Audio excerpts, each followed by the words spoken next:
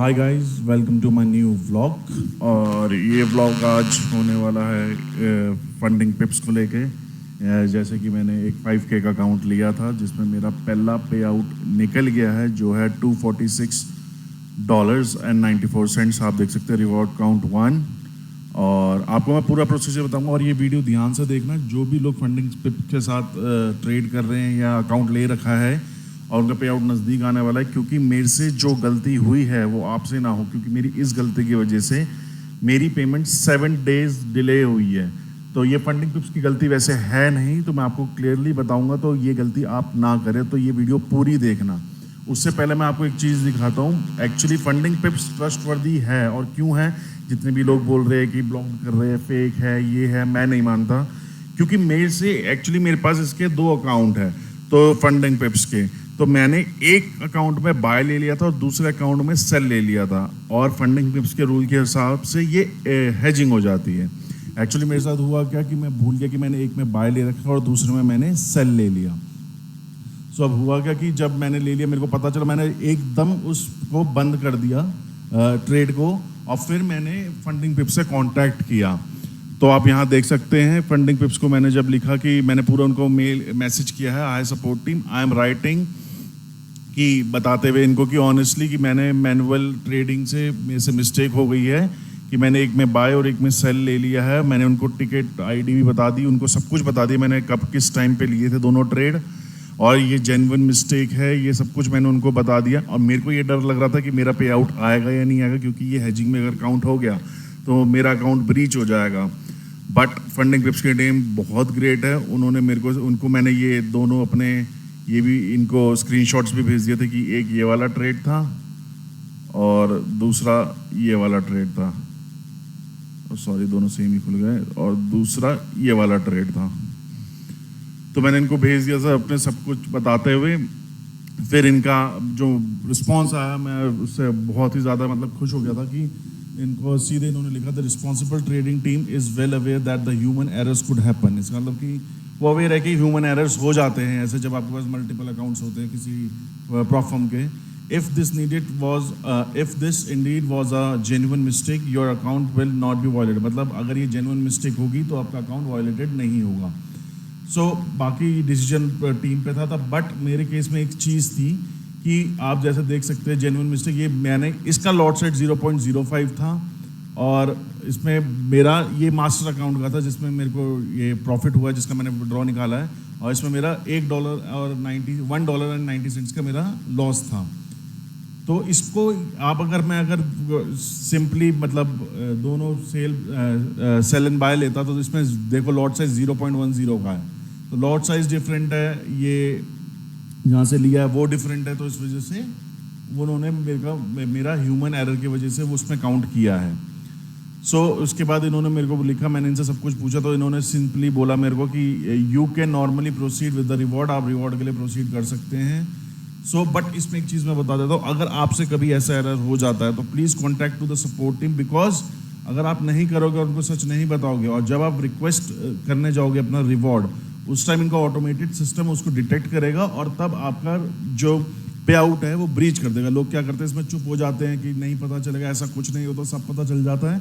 तो आप उनके पता होने से पहले खुद अपना एडमिट कर लीजिए कि आपसे गलती हुई है, और उनको बताइए, वो समझेंगे। मेरे केस में भी उन्होंने समझा है, तो इस वजह से इन्होंने सब कुछ कर दिया था। तो इस वजह से मैंने ये बताना आपको समझा कि इसको ऐसे जब हैजिंग हो जाए तो आप बताइए उनको कि मेरे से गलती से हुई है। और जानबूझ के करोगे तो वो सबको ही पता, वो भी बेवकूफ़ पूरी टीम नहीं बैठी है, वो भी बहुत इंटेलिजेंट टीम बैठी हुई है, तो वो उनको पता लग जाएगा कि आपने ये मैनुअल एरर है, ये जानबूझ के आपने करा है।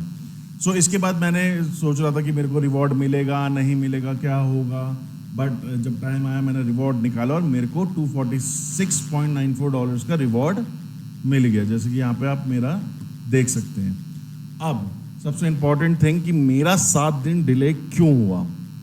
अब 7 दिन डिले मेरा इसलिए हुआ, जब मैं इस रिवॉर्ड को क्रिप्टो से निकाल रहा था, तो मैंने जब विड्रॉ पेज पे था तो मुझे नहीं पता चला कि ये फंडिंग टिप्स पैसा ट्रेडिंग में भेज रहा है। ट्रेडिंग TRADIN.com एक प्लेटफॉर्म है जहां आप ट्रेडिंग कर सकते हैं, ये ब्रोकर है, ठीक है। अब उन्होंने ये पैसा मेरे को उधर भेज दिया, बल्कि मैंने उसके लिए मेरे पास उसका अकाउंट भी नहीं था। तो फिर मैंने ट्रेडिंग में उन्होंने भेजा, तो फिर मैंने सपोर्ट टीम से बात करी, बट मैंने अपना USDT ERC20 का एड्रेस दिया था। तो ट्रेडिंग में क्यों गया? क्योंकि जब भी आप विड्रॉ करोगे तो केयरफुल रहना, विड्रॉ पेज पे एक ट्रेडिंग का ऑप्शन होगा, उसको अनचेक करना है। या मेरे को अभी भी ढंग से याद नहीं है कि कैसे हुआ था, क्योंकि वो हो गया। तो उसमें ट्रेडिंग एक ऑप्शन पक्का होगा जिसको मैंने क्लिक कर दिया होगा या कुछ कर दिया होगा, तो सारा पैसा उधर चले गया। फिर मेरे पास इससे मेल आता है फंडिंग पिप से कि आप ट्रेडिंग में KYC करिए। फिर मेरे को ट्रेडिंग का एक पूरा अकाउंट बनाना पड़ा। अकाउंट बना के फिर उसमें मेरा पूरा अमाउंट आया, जैसे कि यहाँ देख सकते हो, यहाँ मेरा $246.94 आ चुका है। तो मेरे को इसमें अपना KYC करना पड़ा, सब कुछ करना पड़ा। फिर उसके बाद हालांकि ये बहुत ईजिली हो गया, बट मेरे को नहीं चाहिए था trading.com का अकाउंट, बट मेरे को मिल गया। तो अब पैसे विड्रॉ इसी से हो सकते हैं। तो अब इसमें क्या था कि trading.com ने जब इनकी सपोर्ट से बात हुई तो इन्होंने मेरे को बोला कि फंडिंग पिप्स अगर पे आउट का पैसा हमें भेजते हैं तो उसमें 7 डेज लॉक इन पीरियड होता है। तो आप 7 डेज बाद ही इससे पैसा निकाल सकते हैं, उससे पहले आप नहीं निकाल सकते।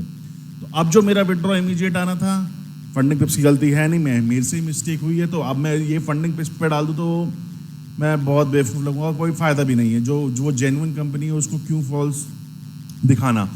तो इसमें अब मेरा $246 आ चुका। हालांकि इसमें मैंने ट्रेड करा इस अकाउंट के साथ, और इसमें भी मैंने प्रॉफिट करके मैंने इनके देखने के लिए चाहिए, तो मैंने इसमें 57.40 का प्रॉफिट किया और मैंने ये विड्रॉल लिया।